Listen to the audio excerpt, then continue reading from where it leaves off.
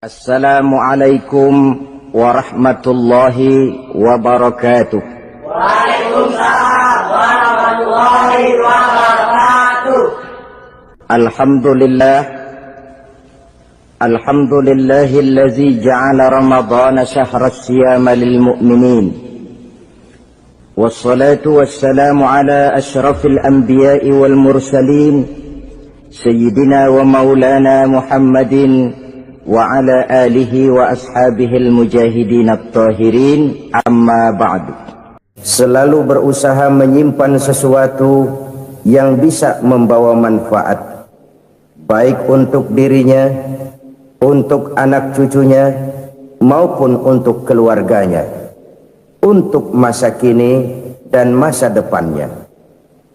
Kadang simpanan itu berbentuk uang, kadang berupa tanah, lain saat berbentuk pabrik, dan lain sebagainya. Sementara masa depan yang paling pasti adalah akhirat. Jika untuk masa depan dunia kita rela memeras keringat, membanting tulang, pergi pagi dan pulang petang, menyimpan uang, menyimpan tanah, menyimpan pabrik, pernahkah kita merenung jika satu saat kiamat datang, kita dibangkitkan dari kubur masing-masing, berdiri di padang mahsyar untuk mempertanggungjawabkan seluruh kegiatan hidup kita di dunia ini. Lalu kita akan menuju ke alam akhirat. Sudahkah kita mempunyai simpanan untuk akhirat kita? Pada pertemuan kali ini saya ingin menyampaikan sebuah hadis di mana Rasulullah sallallahu alaihi wasallam bersabda, "Arba'un min kanzil jannah." Simpanan sorga ada 4 macam. Yang pertama, ikhfa'us sadaqah, menyembunyikan sedekah. Saudara-saudara kaum muslimin, sebagaimana yang kita maklum bahwa Allah subhanahu wa ta'ala melebihkan sebagian rezeki dari kita terhadap yang lain. Ada yang kaya, ada yang setengah kaya, ada yang miskin, ada yang setengah miskin, dan selanjutnya. Ada yang gajinya kecil tapi penghasilannya gede. Ada yang penghasilannya gede tapi nggak punya gaji. Ada juga yang memang gajinya gede dan penghasilannya gede. Kelebihan rezeki merupakan sunnatullah dan tidak harus membuat kita merasa lebih dari yang lain. Bahkan sebaliknya, kelebihan itu harus membuat kita ringan tangan untuk menolong mereka yang memang memerlukan pertolongan. Kalau saudara diberikan ilmu, maka pertanyaan akhirat cuma satu: ilmumu kau amalkan untuk apa? Kalau saudara diberikan umur yang panjang, pengadilan akhirat juga bertanya satu: umurmu kau habiskan di mana? Tapi kalau saudara diberikan harta, pengadilan akhirat akan bertanya dua: hartamu kau dapat dari mana? Kau belanjakan kemana? Dari mananya ditanya, dan kemananya juga ditanya. Oleh karena kita akan dimintakan pertanggungan jawab, maka amanah yang bernama harta ini harus kita gunakan dengan sebaik-baiknya. Ada penggunaan yang merupakan kewajiban, itu zakat namanya. Ada penggunaan yang sewaktu-waktu, itu infak namanya. Ada yang lebih sewaktu-waktu lagi, dan itu sedekah namanya. Zakat dia terikat oleh haul dan nisab, oleh putaran batas waktu dan ukuran dari harta itu sendiri. Sedangkan infak terikat oleh situasi dan kondisi perekonomian seseorang. Sedangkan sedekah tidak terikat dengan apapun. Dalam kondisi seperti apapun kita bisa melakukan sedekah dengan yang terkecil sekalipun. Sampai-sampai Rasulullah sallallahu alaihi wasallam mengajarkan, la tahqiranna minal ma'rufi syai'an walau an talqa akhaka biwajhin talik. Atau ada hadis, tabassumuka fi wajhi akhika laka shadaqah. Senyumanmu kepada temanmu adalah sedekah. Jadi untuk melakukan sedekah tidak harus dalam berbentuk uang. Dengan ilmu kita bisa sedekah, dengan tenaga kita bisa bersedekah, dengan pikiran kita bisa bersedekah, bahkan senyum kepada teman itu pun sedekah. Jadi kalau sedekah dengan uang memang belum punya uang, nyengir aja banyakin. Itu asal pada tempatnya, jangan lalu ketemu tiang listrik cengengesan. Tentu tidak pada tempatnya dan tidak wajar. Nah, sedekah yang paling dicintai Allah adalah sedekah yang disembunyikan. Artinya jauh dari sifat riya. Kan kadang-kadang ada orang sedekah itu disebutkan namanya, apa tidak bagus? Kalau memang niatnya ikhlas, ya bagus-bagus saja. Untuk memberikan sugesti kepada yang lain. Di Fulan bin Fulan nyumbang sekian, diumumkan. Boleh kalau niatnya untuk memberikan rangsangan kepada yang lain supaya dia menyumbang lebih besar dari orang tadi. Tapi kalau itu mendatangkan riya, maka sedekah yang paling dicintai Allah adalah sedekah yang disembunyikan. Tangan kiri saja tidak tahu apa yang diberikan oleh tangan kanan. Sedekah yang dilakukan dengan ikhlas akan merupakan perbendaharaan surga, tersembunyi dari pandangan orang lain, tidak seorang pun tahu. Karena memang sikap yang baik adalah melupakan kebaikan dan mengingat kesalahan. Itu salah satu ciri orang bahagia. Orang yang selalu mengingat kesalahannya dan berusaha melupakan segala kebaikannya. Kalau dia akan berada kebaikan, dia tidak bisa ikut, dia merasa rugi karena dia merasa belum pernah berbuat baik. Tapi kalau akan melakukan kesalahan baru, dia ingat kesalahan yang sudah-sudah, sehingga terhalang baginya untuk melakukan satu kesalahan baru. Demikianlah saudara-saudara, bahwa Allah melebihkan rizki sebagian kita dari yang lain, agar terjadi tolong-menolong dalam kehidupan ini. Jadi kesenjangan yang nature, kesenjangan yang alami, itu sunnatullah. Ada yang kaya, ada yang miskin, ada yang kelas menengah. Nah, kenapa lalu sekarang kita berusaha mengentaskan kemiskinan? Oleh karena adanya kesenjangan struktural. Kalau yang kaya bisa semakin kaya, kenapa yang miskin tidak bisa naik jadi ikut sedikit kaya? Sebab pada dasarnya Islam adalah agama yang sejak turunnya sudah berupaya memerangi kemiskinan. Bahkan dikatakan kemiskinan itu mendekatkan kepada kekufuran. Orang kalau miskin udah dekat banget sama kafir. Gampang menjadi kafir. Berapa banyak saudara-saudara kita yang oleh karena soal perut, oleh karena soal materi, terpaksa meninggalkan dan menanggalkan akidahnya. Menjual petunjuk yang diberikan Allah dengan kesenangan dunia yang cuma sebentar ini. Na'udzubillah, thumma na'udzubillah. Jadi makin kita sembunyikan satu sedekah, semakin banyak perbendaharaan kita di surga. Sedekah yang paling dicintai Allah adalah sedekah yang disembunyikan. Malahan ada seorang sufi, dia punya kebiasaan kalau pergi sholat Jumat dia bawa uang, itu uang dia taruh di bawah tikar masjid. Dia niat sedekah kepada siapa saja yang nemuin itu duit. Maksudnya apa? Supaya yang nemuin nggak tahu siapa yang punya duit. Demikian dia saking ingin menyembunyikan sedekahnya. Karena sifat riya itu bisa memakan amal kita sendiri. Riya itu termasuk menyebut-nyebut kebaikan kita. Orang yang suka nepuk dada, sedikit-sedikit ngitungnya kalau nggak gua. Tuh kalau nggak gua tuh yang belas itu kalau nggak gua, iya kalau nggak lu kenapa emang? Orang yang suka menepuk jasa, tuh biasanya memang begitu saudara-saudara. Kalau perang lagi berkecamuk, orang nggak sempat ngaku jadi pahlawan. Tapi begitu perang selesai, yang kagak kenal bedil ngaku pahlawan, mas. Itu sesuatu yang biasa. Oleh karenanya, orang-orang yang ikhlas dalam bersedekah, disembunyikannya sedekah itu, Allah cinta betul. Malahan ada hadis memberikan jaminan, inna sedaqatal mar'il muslimi tazidu fil umri wa tadfa'u mitatas su'i. Sesungguhnya sedekahnya seorang mukmin tazidu fil umri, bisa menambah umur panjang, wa tadfa'u mitata su'i, dan menyelamatkan manusia dari mati secara su'ul khatimah.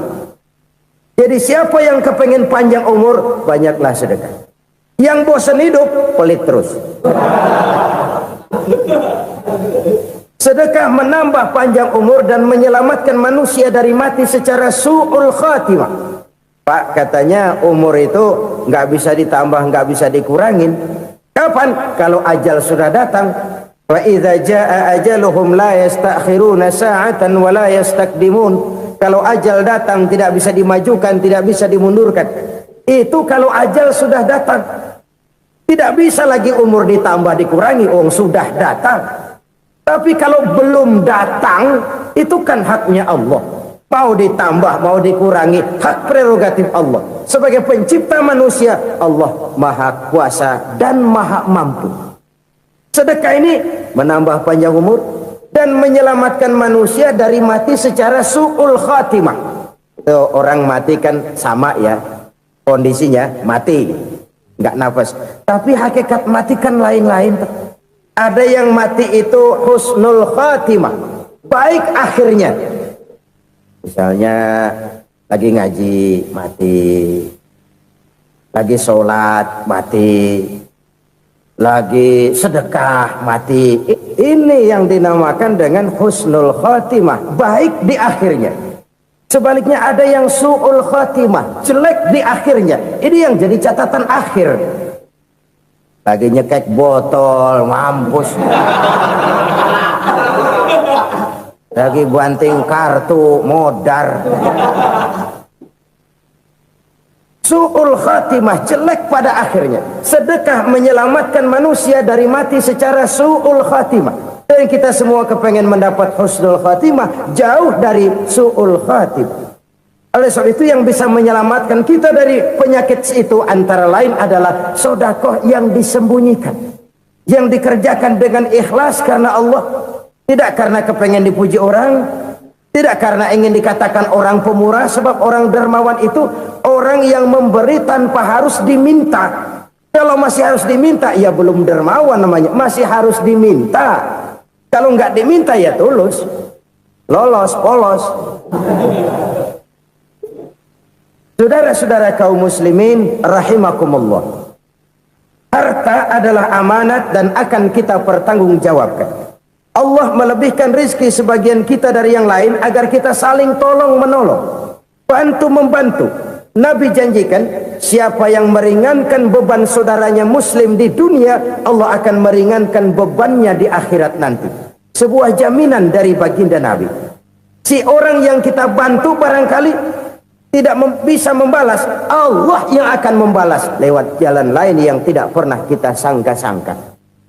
Ada orang tanya, Pak, ini ada orang nyumbang masjid sambil marah-marah, bagaimana? Saya bilang sumbangannya aja ambil, marahnya jangan. Marahnya jangan diambil, itu urusan dia.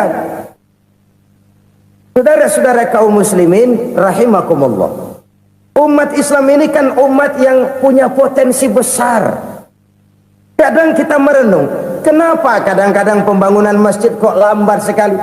Kalau hotel hari ini peletakan pertama, bulan depan peresmian. Supermarket hari ini peletakan batu pertama, minggu depan peresmian. Tapi kalau sudah yang namanya masjid, kadang-kadang peletakan batu pertama sekaligus jadi batu terakhir. 3 tahun, 4 tahun, campur nebar jalak di jalanan, duit dijaring kayak ikan sepat. Apa tidak ada orang Islam yang kaya? Banyak. Apa tidak ada pengusaha muslim yang jadi konglomerat? Ada. Lalu yang belum banyak itu yang komit terhadap nilai-nilai agamanya. Akhirnya kita jatuh jadi umat yang lemah. Belum ada pengusaha konglomerat muslim buka pabrik supermi cap bedug misalnya umpamanya atau pabrik kecap cap sorban supaya identitas keislamannya sedikit kelihatan. Kita jatuh jadi umat yang lemah karena potensi tidak terinventarisir dengan baik. Kita ini ibarat kompor yang cuma matengin nasi orang lain. Potensi kita dimanfaatkan oleh orang lain. Ukhuwah Islamiyah kita baru terbatas kepada silaturahmi. Ukhuwah di bidang ekonomi kita lemah, ukhuwah di bidang kebudayaan kita lemah, apalagi ukhuwah di bidang politik kita lebih rapuh lagi. Padahal ukhuwah itu adalah totalitas kehidupan manusia, menyangkut ipolek sosbud, memerlukan nilai-nilai ukhuwah. Jadi oleh karena itu mari kita menyadari di dalam harta kita, walaupun kita yang cari pergi pagi pulang sore peras keringat banting tulang, di sana ada harta anak yatim, di sana ada hak masjid, di sana ada hak pesantren, di sana ada hak jihad. Berbahagialah seseorang apabila dia oleh Allah dijadikan keran. Keran itu menyimpan air, tapi tidak untuk dirinya, tapi disalurkannya kepada mereka yang memang memerlukannya. Saudara-saudara kaum muslimin rahimakumullah, ini yang pertama. Jadi perbendaharaan surga adalah menyembunyikan sedekah. Orang lain nggak tahu, kita pun nggak pernah ngitung-ngitung. Kita anggap lewat begitu saja, padahal itu deposit akhirat. Satu. Yang kedua, perbendaharaan surga itu apa? Wa kitmanul musibah, menyembunyikan kesulitan. Kadang orang takut menghadapi kesulitan, tapi makin kita merenung, hidup ini kan sebenarnya urusan. Takut sama urusan ya jangan hidup. Tandanya orang hidup itu kalau punya urusan. Urusan melupakan problem, problem sering menimbulkan kesulitan. Kesulitan bukan untuk ditakuti, tapi untuk diatasi dan dicarikan jalan keluarnya. Siapa sih orangnya yang nggak pernah sulit-sulit? Makin tinggi status sosialnya, makin gede urusannya. Makin tinggi kualitas imannya, makin berat tingkat kesulitannya. Cuma memang yang namanya enak itu seperti pelangi. Biang lala itu nggak pernah di atas kepala kita, di atas kepala orang melulu. Lu sih enak lu, kata kita. Dia juga bilang yang enak kan lu. Pelangi itu nggak pernah di atas kepala kita. Kata tukang beca, aduh enak ya naik Mercy. Kata tukang beca, apa yang di dalam mobil Mercy? Aduh enak bener tukang beca, di jok ngeringkuk ngorok pulas bener. Saya kamar pakai AC sejuk, tempat tidur sutra empuk, alga spring bed, gula kulik nggak bisa pulas kalau belum minum Valium, belum tidur. Enak bener tukang beca, di jok ngorok nggak tahu wetan kulon. Si tukang beca bilang yang di Mercy enak, yang di Mercy bilang tukang beca enak. Inilah enak, nggak pernah di atas kepala kita, di atas kepala orang lain melulu enak itu. Nah saudara-saudara, yang merupakan perbendaharaan surga itu orang yang bisa menyembunyikan kesulitan, baik pribadi ataupun rumah tangga. Nih terutama rumah tangga yang jadi soalnya. Kadang-kadang kita ini kalau senang, sebaliknya kalau senang kita diam, kalem aja, cuek. Banyak banget duit kita, bawaan diam aja udah. Malah ketemu orang takut. Tapi begitu susah, sekampung tahu. Padahal Nabi mengajarkan perbendaharaan surga itu menyembunyikan musibah, menyembunyikan kesulitan. Kalau enak, cerita sama orang-orang. Kalau nggak enak, rasain sendiri, tekan sendiri, atasin sendiri. Kita kan sebaliknya. Senang kita diam, asal lagi susah, paling tidak kita nyari teman buat cerita kesusahan. Siapa orangnya yang nggak pernah susah? Cuma soalnya bagaimana kita mengatasi kesusahan itu sendiri. Begitu juga misalnya kalau orang sudah berumah tangga, itu orang tuanya harus menjadi tempat dia cerita yang enak-enak saja. Yang nggak enak rasain berdua, selesaikan berdua, atasin berdua. Jangan dibalik. Asal senang diam, giliran susah saja. Maknya laporan. Terbalik. Bisa menjaga security informasi. Maka nama bayam keluar diam, malah seluitan. Enak amat lo makan daging ayam. Security informasi. Saudara-saudara kaum muslimin rahimakumullah, ujian yang terberat itu yang pernah diberikan kepada para nabi para rasul, para aulia, para ulama, makin tinggi keimanan, makin berat bentuk kesulitan. Ayo saya kemukakan satu contoh saja. Ada seorang nabi yang kaya, nabi kaya, namanya Nabi Ayub. Iblis kalau orang begini kan keki, ibadahnya rajin, kaya. Yang kayak begini susah digodain.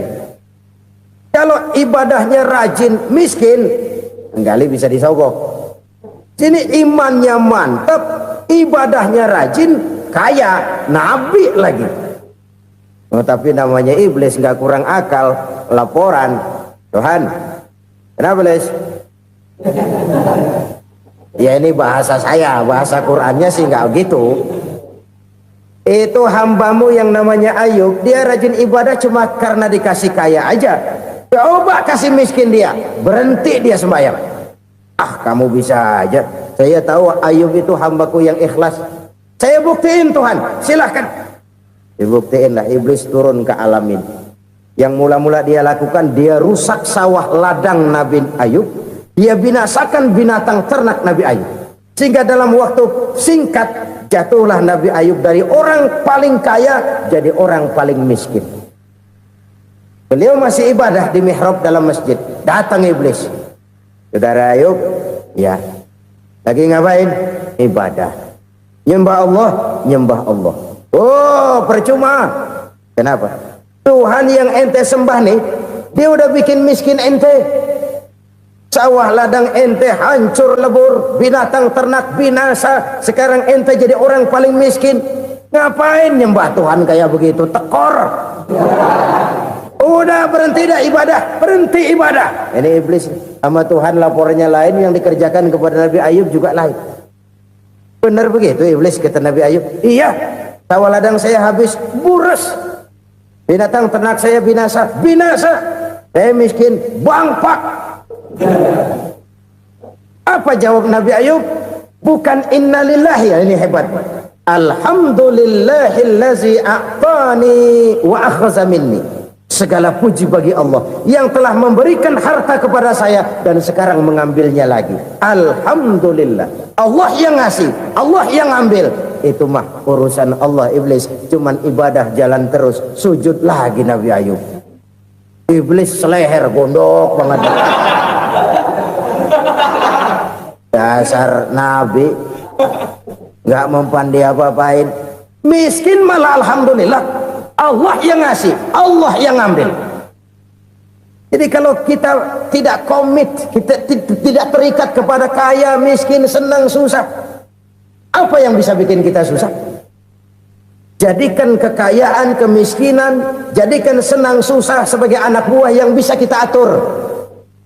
Jangan kekayaan ngatur kita, jangan kemiskinan ngatur kita. Kita yang harus mengatur mereka. Senang, susah, kaya, miskin, bahagia, sengsara, jadikan itu anak buah yang bisa kita atur. Kalau sekarang kita kaya, lain saat boleh jadi kita miskin, semiskin-miskinnya. Allah yang ngasih, Allah yang ngambil. Tenaga mana yang bisa menghalangi? Ibadah jalan terus. Iblis makin gondok. Dasar Nabi loh. Akhirnya apa? Nabi Ayub dikerjain, diberikan penyakit. Demikian fatal penyakitnya. Bayangin, udah miskin sakit. Masya Allah. Miskin sakit. Sakitnya nggak lama, kira-kira 16 tahun. Istrinya 3, 2 mental minta ceraiin. Ngerawatin laki bengek begini.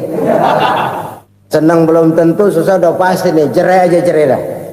Cerai. Tinggal satu Siti Rahmah yang setia menemani beliau. Sesetia-setianya hati perempuan. Satu saat Siti Rahmah bilang, "Bang, iya, abang kan Nabi bang. Lalu namanya Nabi kan doanya jarang meleset bang. Maksud kamu minta kenapa sih sama Tuhan biar abang sembuh baik dah bang?" Siti Rahmah, iya. Saya sakit berapa tahun sih dah? 16 tahun bang. Sebelum ini saya sehat berapa tahun? Ya kira-kira 60 tahun bang. Nah coba ente banding-bandingin Rahmah. Saya dikasih sehat 60 tahun. dikasih sakit 16 tahun, sudah nggak sabar mau doa kepada Allah minta sembuh. Saya malu kepada Allah. Diuji dengan yang luar biasa seperti ini, tidak mengganggu stabilitas kehambaannya. Dia tetap menghamba kepada Allah Subhanahu wa ta'ala. Saudara-saudara kaum muslimin rahimakumullah, kunci menghadapi kesulitan itu apa? Allah jelaskan dalam satu ayat, wa basyiris sabirin alladzina iza asabathum musibah qalu inna lillahi wa inna ilaihi raji'un. Gembirakan orang-orang yang sabar. Siapa mereka itu? Yang apabila mendapat musibah mereka kembali kepada keyakinan dasar, segalanya dari Allah dan segalanya akan kembali kepada Allah. Ini konsepsi dasar dari sikap muslim dalam menghadapi berbagai kesulitan. Segalanya dari Allah, segalanya akan kembali kepada Allah. Kalau ini sudah kondisi dasarnya, maka kita akan lapang menghadapi kenyataan bagaimanapun pahitnya. Apakah itu namanya miskin, apakah itu namanya sakit, bahkan maut sekalipun. Segalanya dari Allah, segalanya akan kembali kepada Allah. Ini sikap hidup, bukan sekedar ucapan. Kita kadang-kadang menjadikannya sebagai ucapan. Mulutnya sehingga berhenti, innalillahi wa inna ilaihi raji'un, tapi nangisnya terus gerung-gerungan. Bukan itu, ini kesadaran moral. Kalau segalanya dari Allah, segalanya kembali kepada Allah, kan sebenarnya cuma nunggu giliran. Hari ini saya nyembayangin dia, entah hari apa saya disembayangin orang.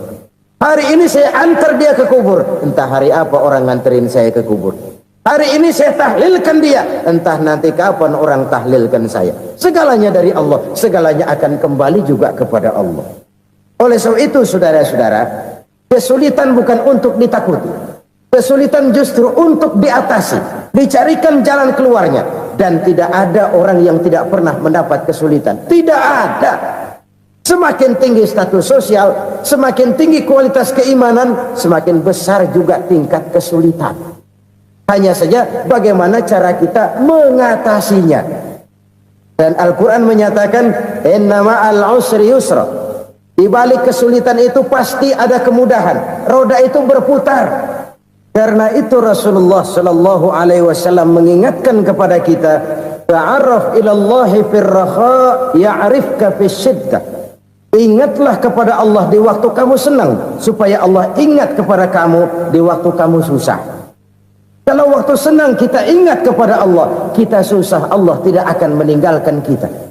Tapi kalau waktu senang kita jauh dari Allah, sujud tidak sempat, dengan masjid jauh, ketika senang kita lupakan Allah. Nanti begitu kita susah, Allah lupakan kita. Dan itu menyakitkan. Oleh karena itu orang-orang tua kita dulu bilang, kalau lagi sehat ingat-ingat lu bakal sakit nanti.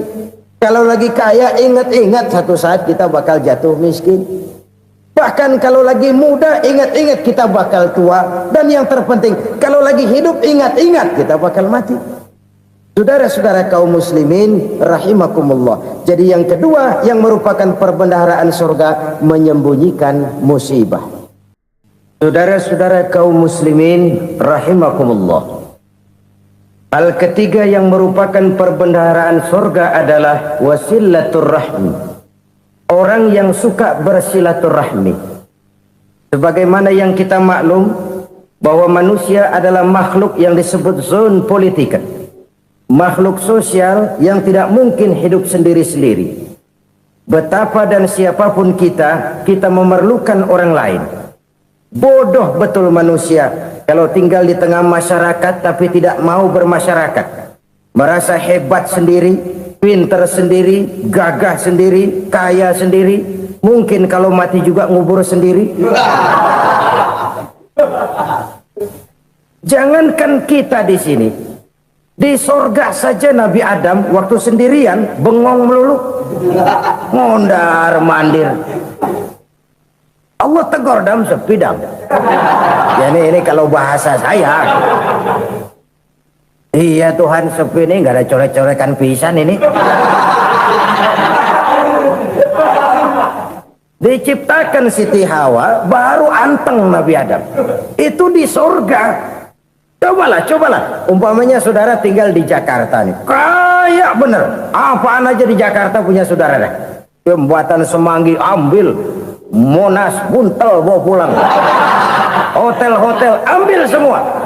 Cuman tinggal di Jakarta sendirian, apa enaknya? Betapa dan siapapun kita perlu orang lain. Tidak ada seorang pun yang bisa memenuhi kebutuhan hidupnya secara sendiri-sendiri. Nah, Islam telah menyelamatkan manusia dari ras diskriminasi, mengikat manusia dengan persaudaraan yang berlandaskan kepada akidah. Karena itu dianjurkan bersilaturahmi. Bahkan Nabi menyatakan, man arada ayyubsata lahu fi rizqihi wa yunsa'a fi atharihi falyasil rahimah. Siapa yang kepengen diluaskan rezekinya dan dipanjangkan usianya, banyaklah ia bersilaturahmi. Siapa yang kepengen dimudahkan rezekinya, hendaknya ia banyak bersilaturahmi. Kalau banyak teman, kesulitan kan paling tidak ada tempat cerita. Udah susah, sendirian kita pikirin diri, nggak ada tempat tukar pikiran. Cepet banget sama bengek. Dilawan sendiri. Nah, secara makro kita bisa berkata, tidak mungkin ada kemenangan kalau tidak ada kekuatan. Tidak ada kekuatan kalau tidak ada kesatuan dan persatuan. Tidak mungkin ada kesatuan dan persatuan tanpa semangat silaturahmi. Kalau umat Islam mau menang, dia harus kuat. Kalau umat Islam mau kuat, dia harus bersatu. Kalau umat Islam mau bersatu, dia harus membudayakan silaturahmi ini. Bahkan sampai-sampai kata Nabi, kalau bisa cari nilai tambah. Apa? Silman qata'ak. Bersilaturahmilah kau kepada orang yang marah denganmu. Masya Allah, indahnya ajaran agama kita. Orang yang marah pun kepada kita, kata Nabi, kalau bisa bersilaturahmilah kepadanya, kepada orang yang marah itu. Di situ nilai tambah. Cuman jujur nih hadis, ngucapinnya gampang, ngamalinnya yang berat banget. Orang marah sama kita, kita disuruh silaturahmi, ada apa malu? Lu marah, ada gua marahan lagi. Tunggu pikirin. Saudara-saudara kaum muslimin rahimakumullah. Tapi ini yang diajarkan, bahkan ini yang dicontohkan oleh baginda Rasul. Bagaimana begitu mudah, misalnya satu saat Abu Jahal ini ngatur strategi bagaimana bikin Muhammad celaka. Dia gali lubang di depan tempat tidurnya. Dia tutupin daun korma. Terus dia panggil seseorang, ke sini. Kasih tahu Muhammad, pamannya sakit keras, minta ditengokin. Berangkat orang ini ke sana. Muhammad, labbaik. Pamanmu sakit keras, dia minta ditengokin. Baik, saya akan datang menjenguk beliau. Berangkatlah Nabi ke rumah Abu Jahal tanpa prasangka apapun. Abu Jahal udah pasang setil, selimut 3 rangkap setengah dipakai, persis kayak orang meriang. Tapi sembari ngintip dari balik selimut, begitu Muhammad buka pintu, nah masuk perangkap nih. Muhammad jalan menuju tempat pembaringan. Makin lama makin dekat, makin lama makin dekat, makin dekat ke lubang yang dipasang oleh Abu Jahal itu. Dalam hati Abu Jahal, terus dah jatuh, mampus dah lo ini. Mampus lo hari ini nih. Apa yang terjadi? Malaikat Jibril datang. Muhammad, pamanmu cuma pura-pura sakit. Di depan tempat tidurnya ada lubang perangkap supaya kamu jatuh ke situ. Sudah, kamu pulang. Balik kanan Nabi. Sudah hampir jatuh ke lubang, balik kanan, pulang. Bayangin kecewanya Abu Jahal. Muhammad dikit lagi, Muhammad dikit lagi. Enggak paman, saya pulang aja. Emosi bangun dari tempat tidur, enggak sadar kalau lagi pura-pura sakit. Lompat ngejar Nabi, dia lupa dengan lubang yang dia gali. Usrak, nyemplung sendiri ke dalam lubang.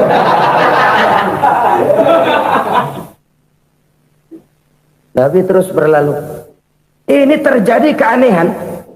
Jatuh ke lubang yang dia gali itu sebenarnya nggak terlalu dalam ya, antara 3-4 meteran lah.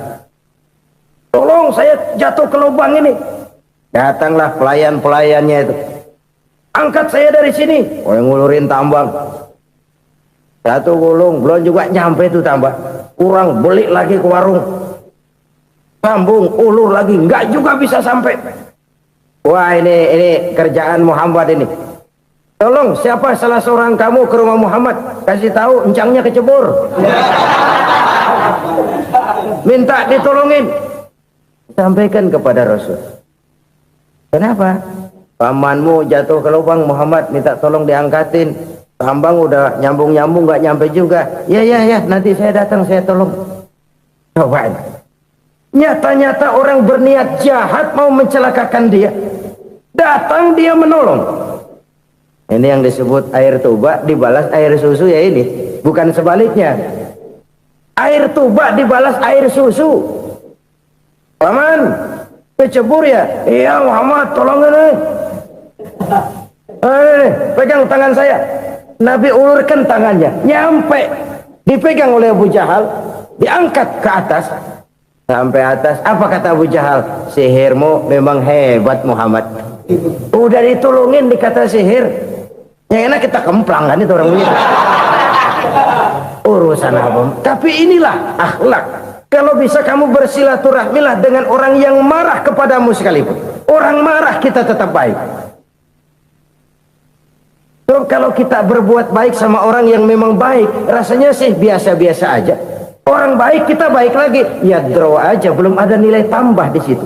Baru ada nilai tambah kalau kita bisa berbuat baik kepada orang yang nyakitin kita. Itu namanya kita setingkat di atas dia. Dia sakitin kita, kita berbuat baik sama dia. Dia pelit sama kita, kita baik sama dia. Dia marahin kita, kita deketin dia. Di situ kita punya nilai tambah. Jadi siapa yang ingin diluaskan rezekinya kata Nabi dan dipanjangkan umurnya, hendaklah ia banyak-banyak bersilaturahmi. Sederhana sebenarnya silaturahmi, tapi silaturahmi membangkitkan semangat kesatuan dan persatuan. Kesatuan dan persatuan melahirkan kekuatan.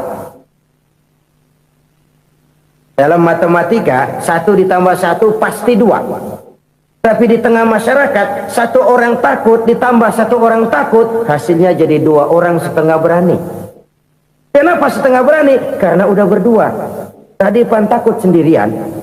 Kalau dia kumpul turu-turu takutlah jadi berani. Kita yang lemah, kita yang tidak berdaya, kita yang miskin, kalau mau kompak bersatu, apa yang nggak bisa kita kerjain?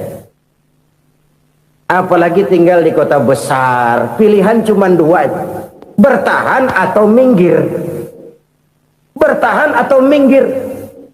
Untuk bisa bertahan harus mampu bersaing. Untuk mampu bersaing harus punya keahlian. Keahlian harus ditunjang dengan pendidikan, ditambah oleh kekompakan sebagai umat. Udah miskin mencar mulu, orang injak kita. Orang nggak pandang urusan apa yang malu. Oleh karena itu silaturahmi pada hakikatnya merupakan roh dari ukhuwah yang diajarkan oleh agama kita. Bagaimana Islam menyelamatkan masyarakat manusia dari ras diskriminasi, mengikat manusia, dan tidak ada persaudaraan yang lebih indah selain persaudaraan yang diikat dengan nilai-nilai akidah. Sepanjang orang di jalan Allah, itulah saudara kita. Keluar dia dari jalan Allah, selesailah persaudaraan sampai di situ. Karena itu, kalau ingin menyimpan sesuatu di surga, banyaklah bersilaturahmi. Datang ke rumah ini, datang ke rumah itu, dan lain sebagainya. Itu simpanan kita di akhirat nanti. Ini yang ketiga. Saudara-saudara, yang keempat, perbendaharaan surga itu apa? Wa qawlu la hawla wa la quwwata illa billah. Ucapan la hawla wa la quwwata illa billah. Ibadah kan ada yang berat, modalnya besar. Bangun masjid berat, modalnya besar. Bangun rumah sakit berat, modalnya besar. Ada ibadah yang berat tapi modalnya ringan. Misalnya puasa. Puasa itu berat, mengendalikan nafsu. Kalau sekedar nggak makan nggak minum sih enteng, mengendalikan nafsu. Itu jihad terbesar, tapi kan modalnya ringan, cuma niat saja. Ini ibadah berat, modalnya ringan. Ada ibadah yang ringan, modalnya juga enteng. Seperti termasuk ucapan la haula wa la quwwata illa billah. tanpa sadar, la haula wala quwata illa billah, nyelengin tuh di surga. Nyelengin, kita nggak terasa, nyelengin simpenan akhirat. La haula wala quwata illa billah, nyimpan lagi. Kaget, la haula wala quwata illa billah, nyimpan lagi. Banyak simpenan. Walaupun sebenarnya yang dimaksud di sini adalah kesadaran batin bahwa tidak ada daya dan kekuatan kecuali Allah. Itu intinya. Kita memulai pekerjaan disunahkan baca bismillah, kan begitu. Apa itu? Kesadaran moral bahwa ini saya bisa kerjakan. Saya kerjakan ini dengan menyebut nama Allah. Kenapa? Kalau Allah tidak memberikan daya dan kekuatan, mana mampu saya kerjakan ini. Maka saya kerjakan ini dengan menyebut nama Allah. Bismillah. Kesadaran moral. Manusia hanya wajib berusaha, tapi nggak pernah wajib berhasil. Banyak hal-hal yang kalau kita renungkan secara rasio nggak mungkin, tapi jadi kenyataan. La haula wala quwata illa billah. Tidak ada daya dan kekuatan kecuali bagi Allah semata-mata. Kesadaran moral akan kelemahan dan keterbatasan makhluk bernama manusia. Kadang kita kagum dengan otak, tapi kita sering lupa sama yang bikin otak. Padahal bagaimanapun hebatnya otak, yang bikin otak pasti lebih hebat dari otak. Nggak percaya? Silahkan otak-otakan. Inilah kecenderungan. Kita kagum dengan pesawat-pesawat mutakhir, bukan main, besi gede banget terbang itu. Alangkah hebatnya. Lalu apa yang bikin otak tidak lebih hebat dari itu semua? Kita puji laut, apa yang bikin laut tidak lebih hebat dari laut itu? La haula wala quwata illa billah. Tidak ada daya dan kekuatan kecuali Allah. Apa yang bisa kita lakukan kalau tidak karena daya dan kemampuan yang diberikan oleh Allah kepada kita? Lahirlah sikap tawadu, rendah hati, tidak melonjak menjadi angkuh dan sombong, sadar akan kelemahan dan keterbatasan diri sebagai makhluk yang diciptakan oleh Allah Subhanahu wa taala. Jadi satu sisi ini ucapan yang berpahala, la haula, jadi wiridan. Pada sisi lain ini kesadaran moral, sikap mental, kesadaran batin bahwa yang punya daya dan kekuatan itu cuma Allah. Kita nggak pantas untuk sombong, sebab sombong itu pakaiannya Allah. Kita nggak sedang pakai pakaian Allah, kegedean. Dan makin kita renungi, makin terbentur. Apa sih yang bisa kita sombongin? Kita mau sombong apa? Kaya, pintar, itu kan semua relatif. Di atas langit masih ada langit lagi. Jadi oleh karenanya, marilah kita menyadari, manusia hanya wajib berusaha, tapi tidak pernah wajib berhasil. Yang berusaha saja tidak wajib berhasil, apalagi yang tidak berusaha. Islam bukan agama orang pemalas yang selesai sholat lalu enggelohom, nggelenggem ayem-ayem. Tapi Islam bukan agama orang sombong yang setelah berusaha lalu tidak memerlukan Allah. Kita bisa saja bikin proyeksi, tahun sekian kita bakal panen besar menurut perhitungan otak. Tapi ada kejadian lain. Apa? Tikus ngambek. Habis itu dimakanin tikus, panen gagal. Proyeksi rasional gagal oleh tikus-tikus yang ngambek itu. Bisa saja terjadi. Tahun depan kita panen besar, urung. Kenapa? Musim panas panjang. Dan sekarang ini koran-koran bikin berita musim mengalami penyelewengan. Bukan cuma manusia yang nyeleweng sekarang. Musim pakai nyeleweng. Mestinya kan musim hujan udah selesai, masih hujan-hujan juga. Musim. Nah sekarang kita boleh bikin proyeksi, kita bakal panen besar. Tahu-tahu musim panas panjang, sawah retak, air kering. Cari teknokrat yang paling botak, suruh pendekin tuh musim panas. La haula wa la quwata illa billah. Inilah kesadaran moral. Saudara, saya teringat satu saat ada seorang konglomerat. Umurnya ya kira-kira 70-an.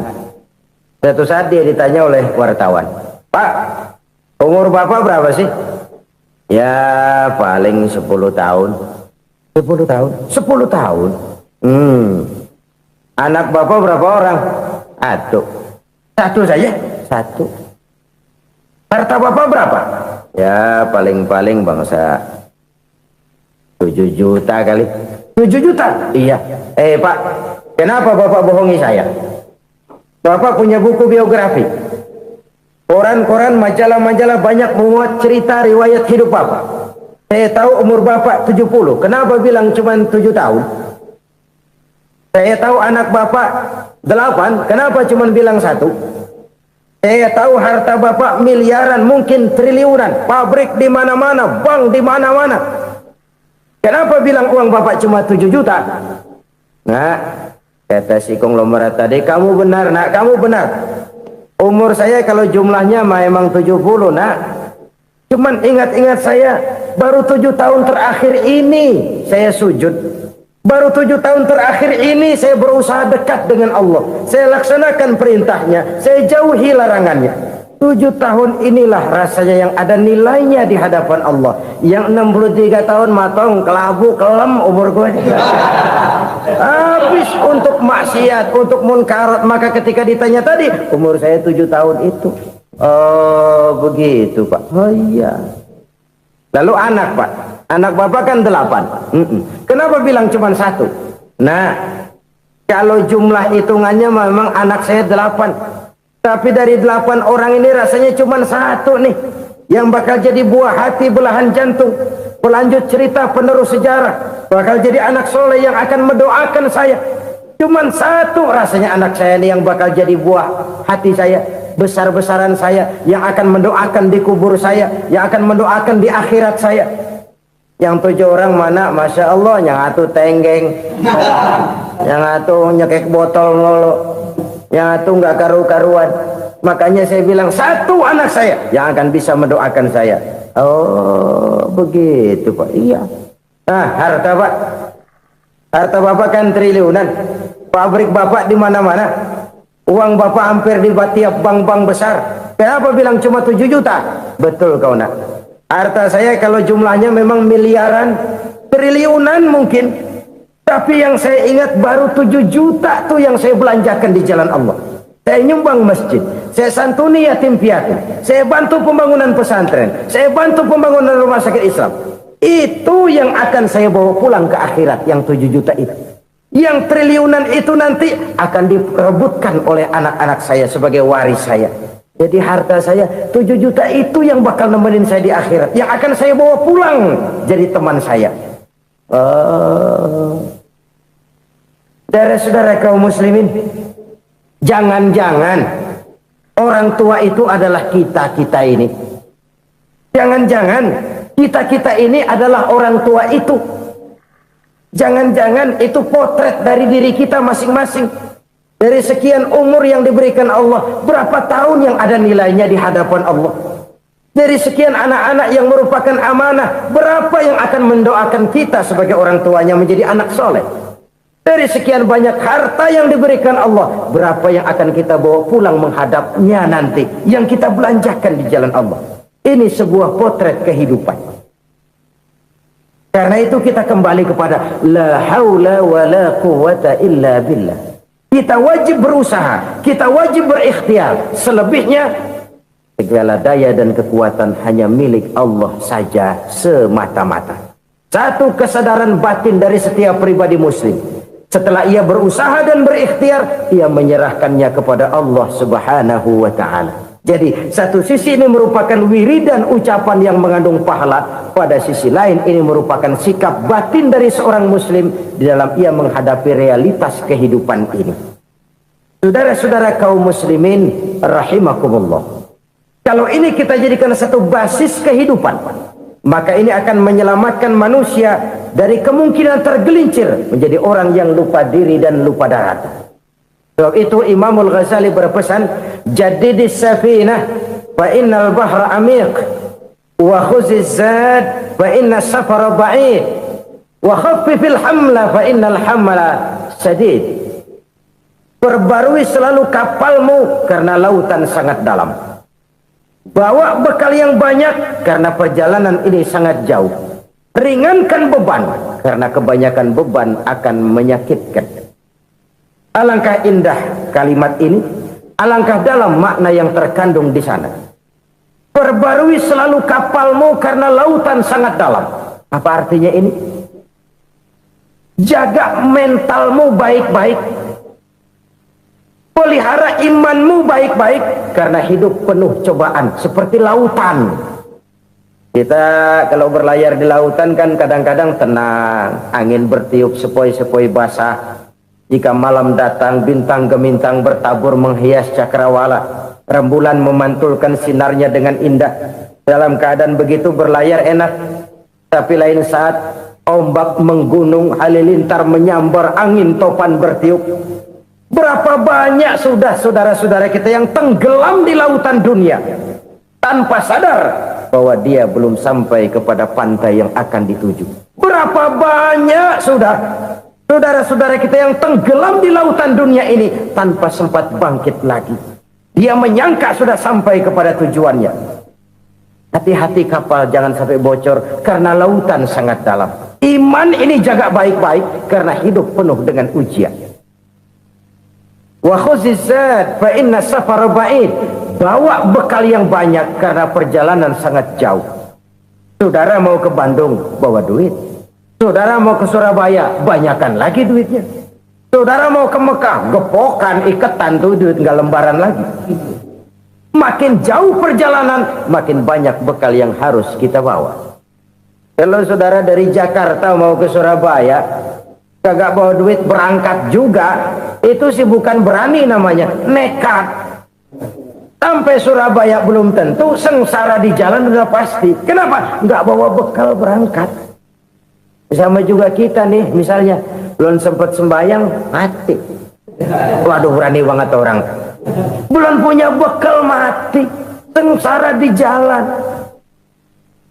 Atau bekal tidak cukup.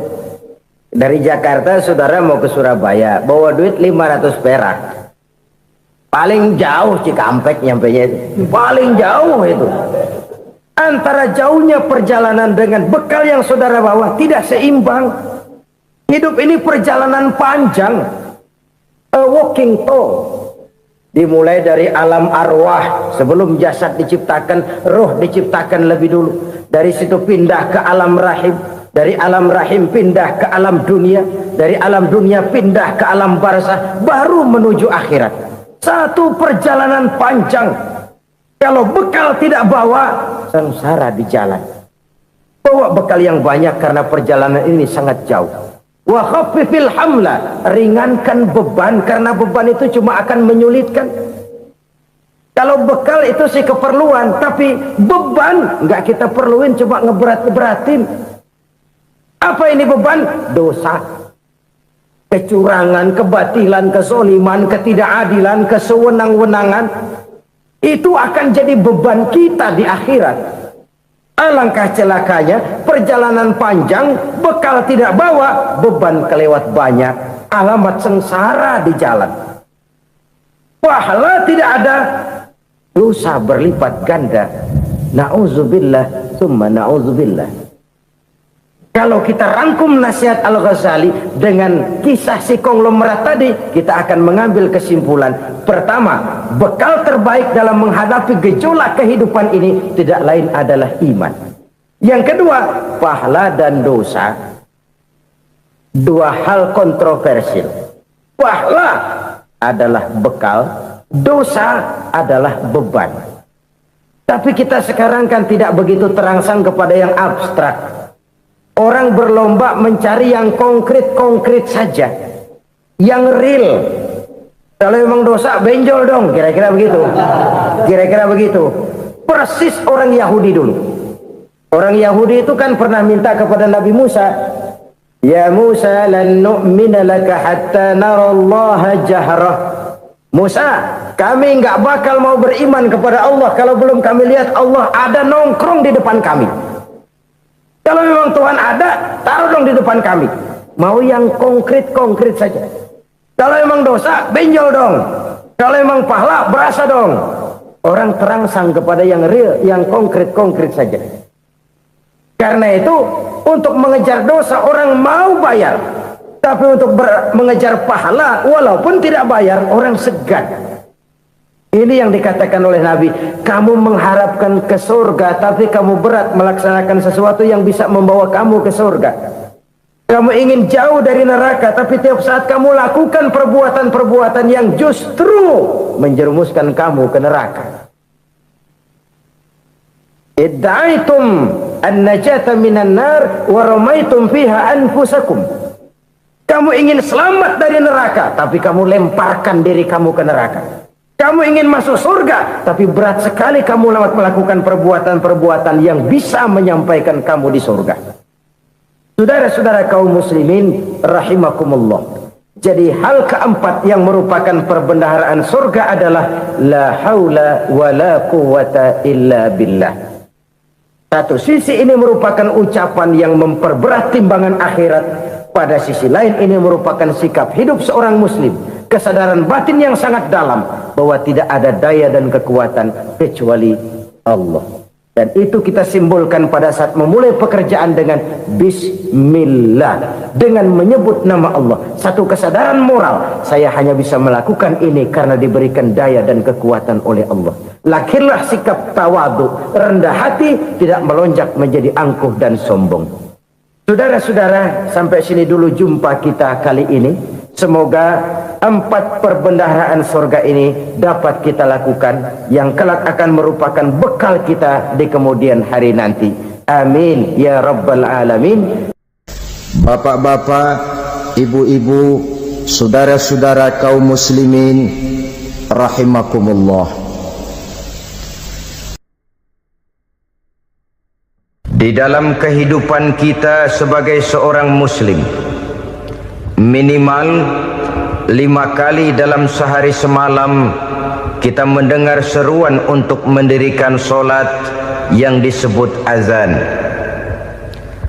Ada kalimat menarik di dalam kalimat azan itu, yakni seruan hayya 'alal falah, marilah menuju kepada keberuntungan, marilah meraih kemenangan. Seruan ini adalah kecenderungan dari setiap manusia, apapun warna kulitnya. Artinya, setiap orang dalam hidup selalu ingin meraih dan mencari kemenangan. Kemenangan akan melahirkan kepuasan batin, dan kepuasan batin memberikan kebahagiaan. Sedangkan kekalahan melahirkan penderitaan batin, dan penderitaan batin menjerumuskan seseorang di dalam berbagai bentuk kerugian. Jikalau inilah seruan azan, maka masalahnya ialah apa yang menyebabkan kita meraih kemenangan. Al-Quranul Karim memberikan tuntunan dan ajaran kepada kita bahwa orang-orang yang memperoleh kemenangan itu tidak lain adalah orang-orang yang bertakwa. Hanyalah mereka yang bertakwa kepada Allah Subhanahu wa ta'ala pada akhirnya akan tampil sebagai pemenang. Lalu siapa orang yang bertakwa itu? Dijelaskan dalam awal-awal Al-Baqarah, orang yang bertakwa yang akan meraih kemenangan. Pertama, allazina yu'minuna bil ghaib, yaitu orang-orang yang beriman kepada yang gaib, percaya bahwa ada alam yang gaib, alam yang abstrak, alam yang tidak bisa dijangkau oleh salah satu daripada panca indera kita.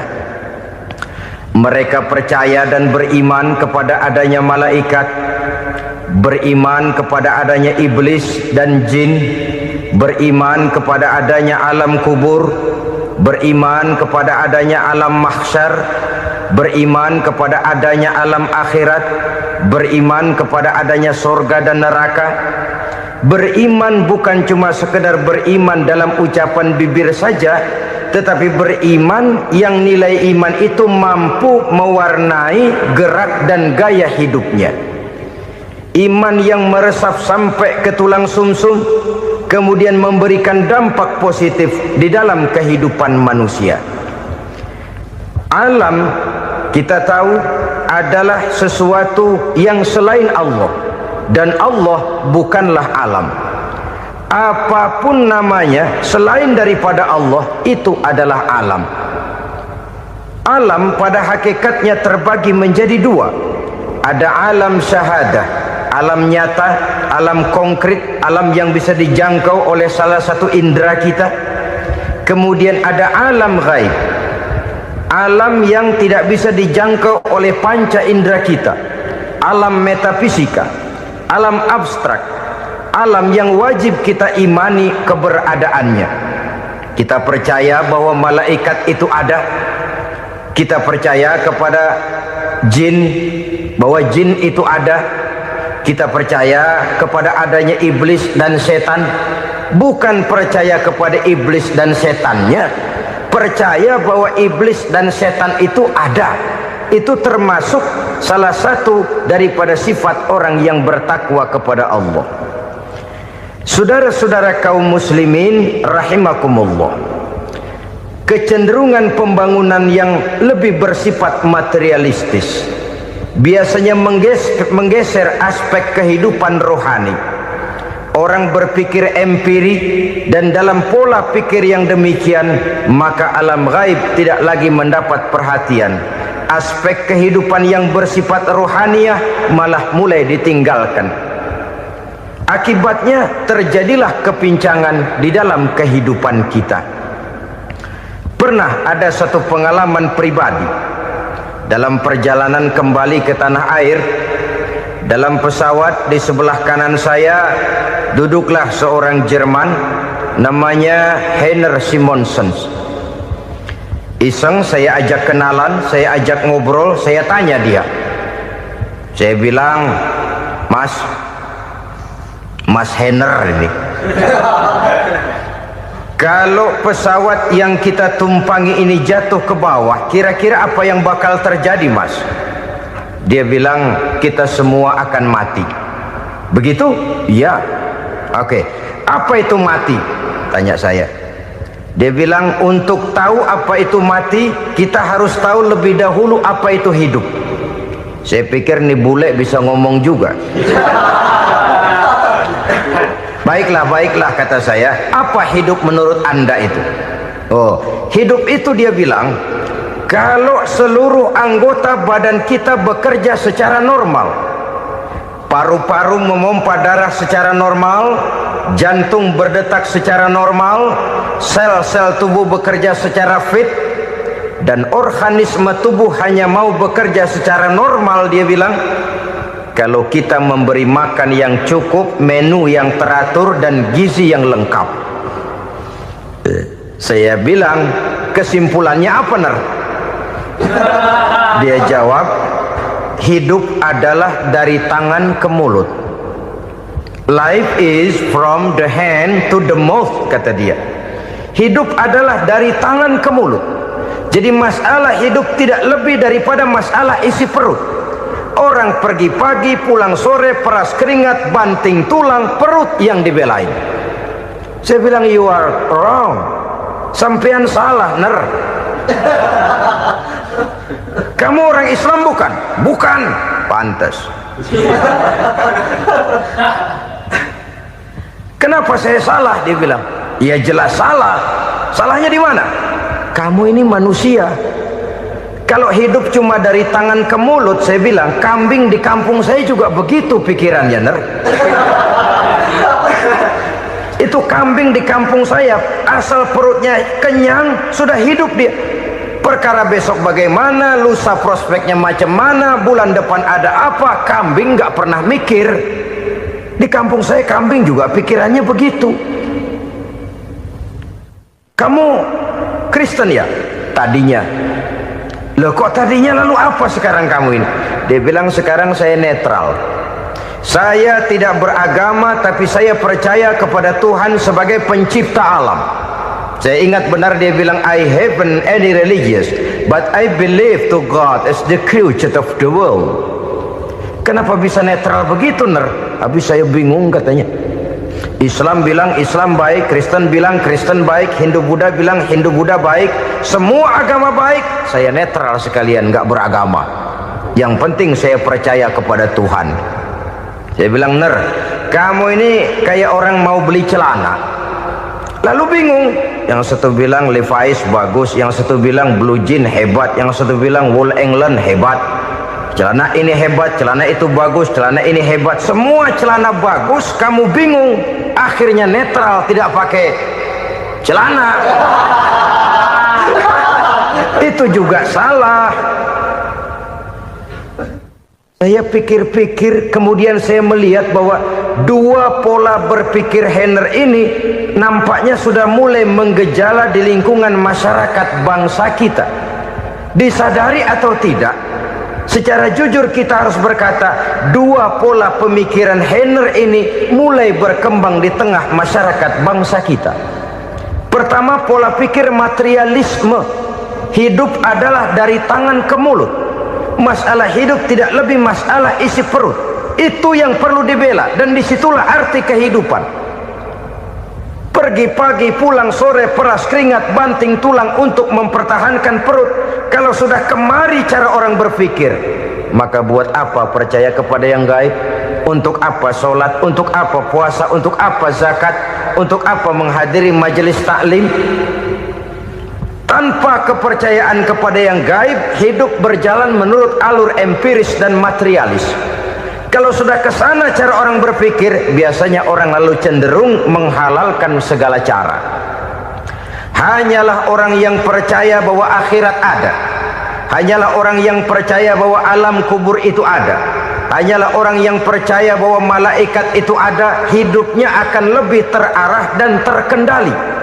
Karena kepercayaan kepada yang gaib, yang merupakan fase daripada kehidupan setelah hidup yang sekarang ini, mewarnai gerak pribadi seseorang di dalam dia melakukan kegiatan hidupnya.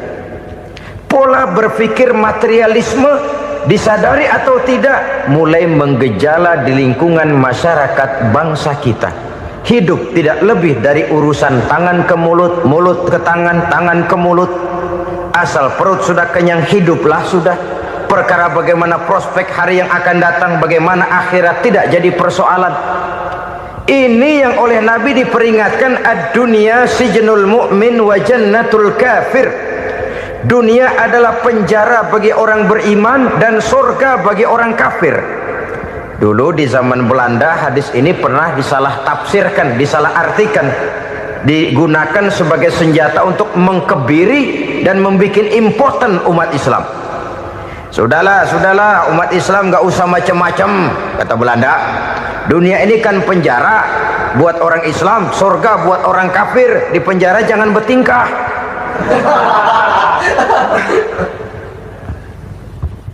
Pengertiannya tidak begitu. Dunia adalah penjara bagi orang mukmin. Artinya dalam kehidupan dunia seorang mukmin tidak bebas memperturutkan hawa nafsunya. Di penjara hawa nafsunya. Sebaliknya, surga bagi orang-orang kafir. Buat orang kafir, surgalah dunia ini. Mereka bebas memperturutkan hawa nafsunya. Dilarang tidak terlarang, dicegah pun tidak tercegah. Mereka hidup menurut alur bisikan nafsu mereka sendiri. Kemudian bila ajal datang, maut merenggut nyawa, selesailah surganya sampai di situ. Maka bagi orang-orang yang tidak percaya kepada adanya akhirat, kepada adanya alam gaib, surganya sebatas umurnya. Sekali lagi, surganya sebatas umurnya. Bila umur selesai, ajal pun datang merenggut nyawa, selesailah sudah surganya sampai di situ. Alangkah pendeknya perjalanan orang-orang yang tidak percaya kepada alam gaib ini. Bagi kita mukmin, jikalau kita mampu memenjarakan hawa nafsu, kita bisa bahagia di dunia ini. Dan Islam memang tidak menyuruh kita sengsara di dunia. Raih dunia, kejar dunia, gapai dunia sebagai alat untuk mencapai kebahagiaan di akhirat nanti.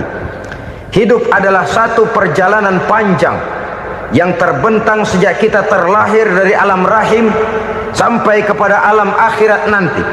Andai kata kita gagal meraih kebahagiaan di dunia, toh kita masih punya akhirat. Tapi jangan jadi dalil yang melemahkan semangat. Biarin dah kita di dunia kebelangsak, yang penting akhirat. akhirnya dunia benar-benar kebelangsah. Bagaimana dunia ini bisa kita raih, dan bagaimana meraih dunia untuk menunjang kepentingan akhirat nanti. Yang kedua, dari pikiran Heiner yang saya lihat menggejala di lingkungan masyarakat bangsa kita, timbulnya manusia-manusia netral, seolah-olah Tuhan yes, agama no, sama Tuhan percaya, agama ogah. Tuhan ngangguk, giliran agama godeng. Padahal hampir dalam setiap ayat dalam Quran, kata-kata amanu biasanya bergandeng dengan wa amilus sholihat, iman dan amal soleh. Ini sebagai isyarat Tuhan dan agama jangan pernah dipisah-pisah. Apabila kita bertuhan, maka kita harus beragama. Apabila kita beragama, maka agama itu harus bersumberkan dari Tuhan yang kita imani itu. Tidak mungkin kita pisah, Tuhan yes, agama no. Sama Tuhan percaya tapi agama bikin sendiri. Sembayangnya cukup bengong 2 jam madep ngulon.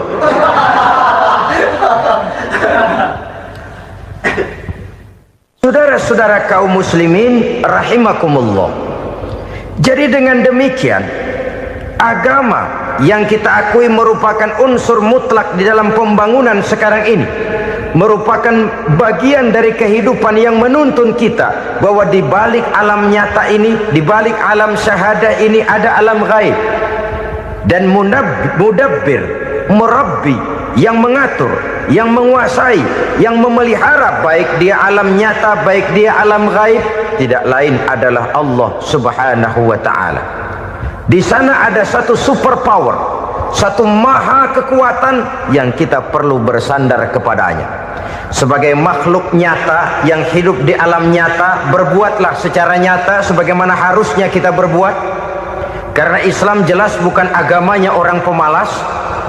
Islam jelas bukan agamanya orang yang mengajarkan setelah selesai sholat boleh duduk, nggelenggem ayam-ayam, ndelohom, menghitung bintang di langit sambil menunggu keajaiban. Tidak. Islam adalah agama yang mengajarkan apabila sholat sudah selesai kamu kerjakan, bertebaranlah di permukaan bumi, cari karunia Tuhanmu. Jangan hidup berpangku tangan menunggu keajaiban, karena hidup bukan undian. Jangan berharap untung besar tanpa mau peras keringat. Tapi di sebalik itu toh kita juga harus yakin bahwa di sisi usaha nyata yang kita lakukan ada satu super power, satu maha kekuatan gaib yang menentukan berhasil dan tidaknya usaha kita. Kepercayaan kepada hal semacam inilah yang mendorong kita untuk mempunyai sandaran vertikal, agar jikalau usaha ini berhasil, kita tidak lupa diri dan lupa daratan. Jikalau usaha ini gagal, kita tidak putus asa dan buruk sangka, tidak cupik pandangan dan sempit hati, tapi mampu melihat persoalan dengan kacamata putih sambil husnuzon kepada Allah Subhanahu wa ta'ala. Kita percaya malaikat itu ada yang namanya raqib dan atid, mengawasi gerak hidup kita sampai kepada gerak hati kita. Ini memberikan sugesti agar kita berhati-hati, tidak sejengkal tanah pun kita bisa berlindung dari pengawasan raqib dan atid. Ada munkar nakir yang akan menyoal kita di alam kubur. Ada malaikat Malik, penjaga neraka. Ada malaikat Ridwan yang menjaga surga. Kita percaya kepada adanya jin, kita percaya kepada adanya setan, iblis. Percaya kepada adanya, bukan mempercayai si setan, si iblis lalu menjadikannya sebagai teman. Tidak. Percaya bahwa mereka itu ada dan merupakan makhluk Allah yang gaib, yang diciptakan Allah Azza wa Jalla. Kepercayaan kepada alam gaib memberikan motivasi terhadap gerak lahir manusia, sehingga dengan motivasi kepercayaan kepada yang gaib, gerak lahir jadi lebih terarah, jadi lebih terpelihara. Pernah seseorang bertanya, "Pak, apakah adanya akhirat bisa dibuktikan secara ilmiah?" Saya bilang tidak bisa, tidak bisa. Kenapa? Karena yang berangkat nggak pernah pulang kemari lagi. Kalau dia pulang kemari bisa kita tanya bagaimana enak di sono. Cuma secara moral saya katakan, lebih beruntung orang yang percaya kepada akhirat daripada yang tidak. Sekarang saudara percaya akhirat ada, lalu saudara baik-baik di dunia, sholat, puasa, zakat, menolong orang lain, menebarkan kebajikan. Saudara mati, andai kata akhirat tidak ada, toh dalam hidup saudara sudah berbuat baik, paling tidak nama saudara akan dikenang sebagai orang baik. Sebaliknya, saudara percaya, kata saya, bahwa akhirat tidak ada, lalu hidup semau-maunya, tenggelam dalam maksiat dan munkarat, menentang Allah, tidak mau ruku dan sujud, lalu saudara mati, kemudian akhirat ada, ayo mau apa? Bekal tidak punya. Jadi secara moral lebih beruntung orang yang percaya kepada adanya akhirat daripada yang tidak percaya. Dan itu alam gaib yang tidak bisa dibuktikan secara eksat. Jangankan untuk membuktikan seperti itu, dalam kehidupan sehari-hari saja yang kita rasakan tidak selalu berbentuk toh. Angin, bagaimana sih bentuknya angin? Kita tidak tahu. Merah, buktinya kalau dikerok merah. Yang merah itu kulit, yang kulit kita bukan anginnya. Sakit, rasa sakit itu ada, tapi bagaimana bentuk sakit kita nggak pernah tahu. Kalau kita makan cabai pedas, bagaimana bentuk pedas itu tidak ada, tapi rasa ada.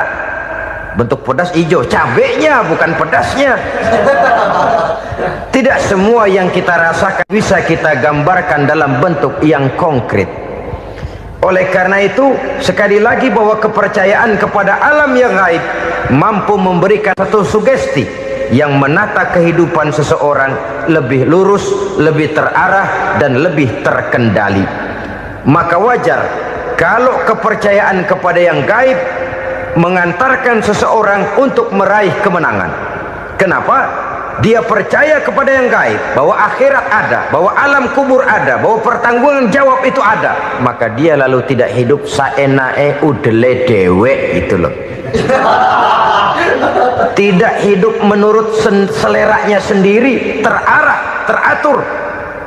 Ini cirinya yang pertama. Orang bertakwa yang akan meraih kemenangan, mereka beriman, mereka percaya kepada yang gaib. Bahkan hal-hal konkret saja selalu berangkat dari yang gaib. Saudara-saudara, para remaja, para pemuda sekarang ini tidak pernah tahu toh siapa yang akan jadi teman hidup saudara. Kita bisa saja ngerancang, mentargetkan, tapi toh akhirnya yang namanya jodoh bukan kekuasaan kita. Rezeki di luar kemampuan kita. Begitu juga ajal. Maut, jodoh, ajal adalah contoh-contoh konkret bahwa pada akhirnya yang gaiblah yang menentukan. Bertahun-tahun ngelancong, emang jodoh seret nggak jadi.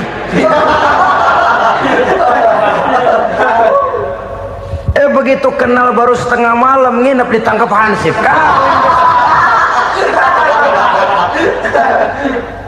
Hal-hal semacam itu kadang-kadang kita berpikir suuzon, gilet, perempuannya cakep banget, lakinya rebek amat. Memang begitulah jodohnya. Memang begitulah jodohnya. Saudara hadirin ma'asyiral muslimin yang saya hormati, jadi hal-hal yang konkret saja kita yakini sepenuhnya ditentukan oleh satu superpower yang gaib itu tadi. Dari sanalah segala ketentuan itu berangkat dan kesanalah segalanya akan kembali. Maka kepercayaan kepada yang gaib meluruskan gerak hidup seseorang dan itu akan mengantarkan dia kepada meraih kemenangan. Satu. Yang kedua, wa yuqimuna shalah. Orang bertakwa yang akan meraih kemenangan itu adalah orang-orang yang mendirikan sholat. Kenapa sholat mengantarkan orang untuk meraih kemenangan? Yang jelas, inna sholata tanha anil fahsya'i wal munkar. Sholat mampu mencegah manusia dari perbuatan keji dan munkar. Banyak filsafat hidup yang terkandung di dalam solat ini. Sejak kita wudhu sampai kita menghadap ke arah kiblat, sampai kita melakukan gerak-gerak solat, bacaan-bacaan yang ada di dalam solat, lalu sampai kepada mengucapkan salam. Banyak filsafat hidup yang terkandung di dalam solat. Umpamanya saja, setelah takbiratul ihram, mulai kita dengan solat dalam posisi berdiri. Diajarkan dalam kitab-kitab fikih agar kita melihat ke arah tempat sujud. Ini kan filsafat kehidupan. Kalau kamu solat dalam posisi berdiri, lihat tempat sujud. Jangan solat mata jelalatan, sebab nanti bisa mengurangi kekhusyuan. Jadi wajar kalau yang dikatakan bahwa yang paling afdol adalah shaf yang di depan. Kenapa? Secara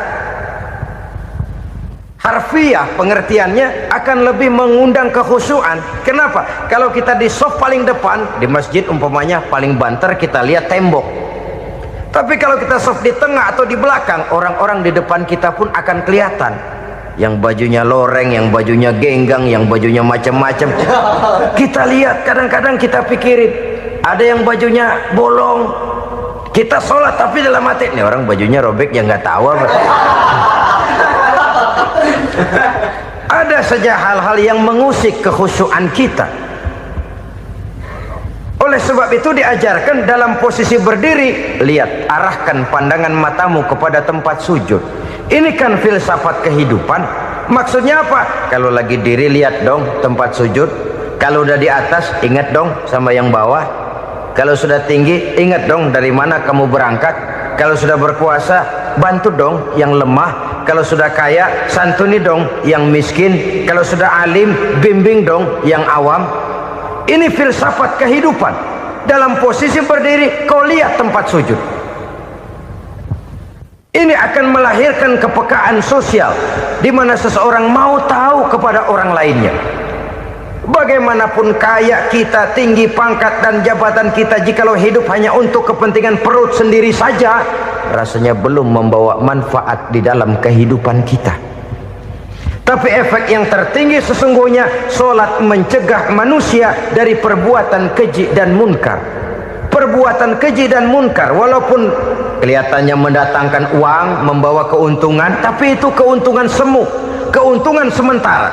Dengan menipu orang lain kita bisa dapat untung, tapi tidak membawa berkah, dan itu adalah kerugian besar dalam kehidupan kita. Maka untuk meraih kemenangan harus dimulai dengan membentuk kepribadian yang tegar, memiliki sandaran vertikal yang langsung kepada Allah Subhanahu wa ta'ala. Dan itu hanya bisa kita tempuh melalui jalur ibadah formal yang sudah ditentukan Allah, yakni solat yang 5 waktu. Untuk memperkuat itu, ada solat-solat sunnah, rawatib, nawafil, sebagai terminal-terminal kontrol cadangan untuk memelihara stabilitas temperatur batin di dalam kita berhubungan dengan zat yang maha gaib, yaitu Allah Subhanahu wa ta'ala. Orang sering bertanya, Pak, itu tetangga saya nggak sholat, duitnya nggak habis-habis, Pak. Nggak sholat tapi mobilnya tambah terus. Nggak sholat tapi usahanya makin maju. Tapi di sisi lain ada orang yang rajin sholat, rezekinya butak bener. Anaknya mana kurus, mana korengan. Saudara hadirin ma'asyiral muslimin rahimakumullah, harus saya katakan bahwa solat memang bukan untuk cari duit. Solat adalah sandaran vertikal kita kepada Allah. Sedangkan soal rezeki itu berkaitan dengan sifat Allah maha pengasih dan maha penyayang. Allah maha pengasih, siapapun dikasih kalau mau usaha. Allah maha penyayang, tidak semua orang disayang oleh Allah Azza wa Jalla. Dan belum tentu banyak harta itu merupakan nikmat. Mungkin juga istidraj. Artinya istidraj itu dikasih tapi diambulin, kalau bahasa Betawinya itu. Dikasih tapi diambulin, itu bukan merupakan nikmat sesungguhnya, lebih merupakan azab dari Allah Subhanahu wa ta'ala.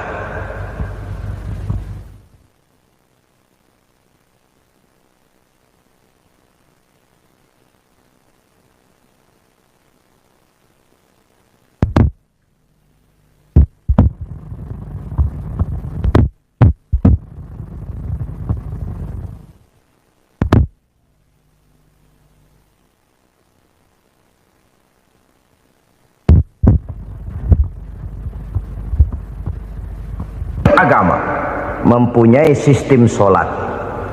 Dan kita umat Islam telah dituntun oleh Allah Subhanahu wa ta'ala yang wajibnya 5 kali dalam sehari semalam mendirikan solat. Dan itu tentu berada dalam jangkauan kemampuan manusia. Pada awalnya barangkali kita memang merasa solat itu satu kewajiban, tapi semakin kita hayati makna, manfaat dan filsafat yang terkandung di dalam ajaran solat, semakin sampai kita kepada keyakinan bahwa solat adalah keperluan kita.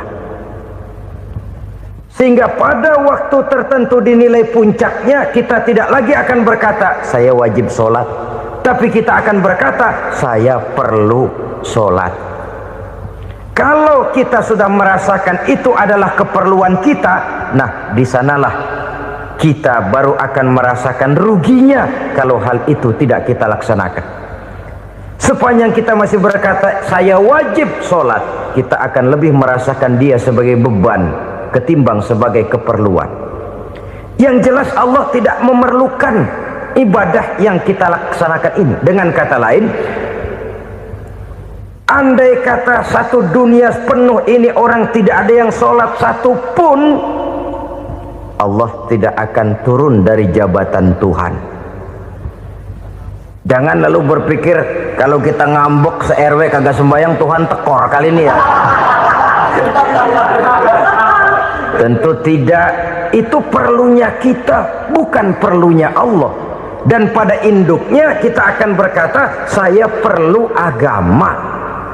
Kalau secara induk kita sudah memerlukan agama, maka konsep-konsep yang ada di dalam ajaran agama itu pun adalah juga merupakan keperluan kita. Baik dia bernama sholat, baik dia bernama puasa, baik dia bernama zakat, baik dia bernama haji, seluruhnya adalah keperluan kita. Dan sesuatu yang kita perlukan apabila tidak kita laksanakan akan melahirkan kerugian di dalam kehidupan. Jangan heran kalau kita membaca riwayat perjalanan hidup para salafus soleh, orang-orang soleh. Ada yang tahajud sampai 100 rakaat, ada yang sholat malam kakinya sampai bengkak. Kita sekalinya bengkak biri-biri. Ada yang sholat membaca surah dalam Al-Quran sampai khotam Quran. Kok mau? Mereka sudah merasakan itu keperluan. Itu saja soalnya. Satu saat pun jikalau kita merasa bahwa itu keperluan saya, kita pun akan melaksanakan seperti itu. Keperluan saya dalam kehidupan. Inilah yang kedua. Yang ketiga, orang bertakwa yang akan meraih kemenangan itu, wa mimma razaqnahum yunfikun. Mereka membelanjakan sebagian daripada rezeki yang diberikan Allah kepada mereka. Mereka infakkan di jalan Allah. Ada satu dialog menarik. Satu hari seorang anak muda bertemu dengan seorang kakek-kakek yang sudah dikenalnya baik. Bertanyalah anak muda ini, "Kek, umur kakek berapa tahun?" 15 tahun, kata si kakek. "Anak kakek berapa orang?" 1. "Harta kakek berapa banyak?" 15 juta. Si anak muda ini bengong, lalu protes, "Kok kakek bohongin saya?" "Kenapa?" "Saya tahu umur kakek 70 tahun. Kenapa ngaku 15? Saya tahu anak kakek 5. Kenapa bilang 1? Saya tahu kakek miliuner, miliaran uang kakek.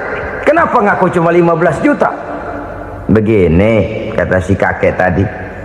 Benar, umur saya 70 tahun. Tapi dari umur yang 70 tahun itu baru 15 tahun terakhir ini saya merasakan ibadah kepada Allah. Meninggalkan maksiat, jauh dari segala macam munkarat. Maka yang 15 tahun inilah yang benar-benar saya rasakan sebagai umur saya.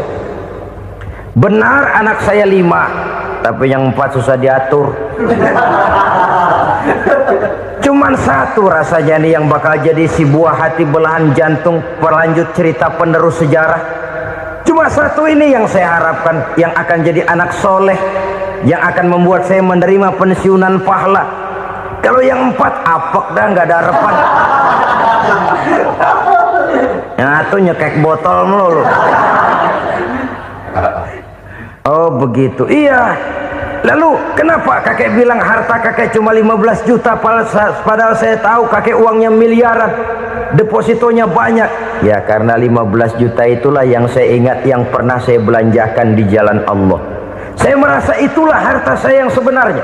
Yang miliaran yang saya simpan di bank kelak kalau satu saat saya mati akan jadi rebutan di antara anak-anak saya. Iya kalau anak saya soleh kayak yang satu ini. Kalau yang 4 tadi udah tulen dia bakal berantem dah berebut tuh. Jadi 15 juta yang saya belanjakan di jalan Allah inilah yang saya merasakan benar-benar harta saya yang sesungguhnya. Dialog ini patut menjadi bahan renungan kita bersama. Diberikan kita umur 40, 50, 60, 70, 80. Berapa tahun dari umur yang diberikan itu yang jalan mulus, yang kita gunakan untuk melaksanakan ibadah? Banyak harta kita simpan di bank, di lemari, di dompet, di tas. Tapi berapa yang sudah kita depositokan di jalan Allah yang akan menemani kita di hari kita kembali nanti? Maka orang bertakwa yang akan meraih kemenangan, wa mimma razaqnahum yunfikun, mereka membelanjakan sebagian dari rezeki yang diberikan Allah di jalan Allah subhanahu wa ta'ala. Ma'asyiral muslimin rahimakumullah, zahirnya memang kita memberikan kepada orang lain, tapi hakikatnya kita menyimpan untuk diri kita sendiri. Kita memberikan kepada yatim piatu 25.000. Zahirnya kita memberikan si yatim, hakikatnya kan kita cuma nyimpan. Saya berikan, titip kepadamu, ini untuk saya di akhirat. Kau boleh belikan baju, kau boleh belikan untukmu makan, kau boleh bayarkan sekolahmu. Ini untuk saya. Hakikatnya kita nyumbang masjid 1 juta, zahirnya kita berikan kepada panitia masjid, tapi hakikatnya kan cuma titip 1 juta ya untuk saya di alam kubur nanti. Silahkan kau boleh belikan semen, ini uang, belikan besi, belikan pasir. Saya cuma sekedar titip untuk kepentingan saya. Hakikatnya kita cuma sekedar menitip. Sebagaimanapun pada hakikatnya, apapun yang kita miliki dalam kehidupan kan cuma sekedar hak guna pakai, bukan hak milik mutlak. Harta kita, rumah kita, kendaraan kita, kebun kita, pabrik kita, hak guna pakai